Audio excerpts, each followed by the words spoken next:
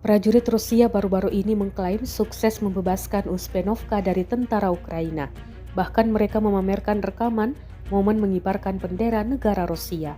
Videonya diunggah di Telegram pada Kamis, 19 Desember 2024. Dalam keterangan unggahan disebutkan prajurit resimen ke-255 Angkatan Bersenjata Rusia sepenuhnya membersihkan dan membebaskan Uspenovka dari militer Kiev. Sekarang para pejuang dapat dengan aman mendemonstrasikan pengibaran bendera Rusia di jalan-jalan utama desa yang melambangkan pemulihan kendali atas wilayah ini dan kemajuan lebih lanjut dari pasukan penyerang Angkatan Darat Rusia, jelas narasi unggahan.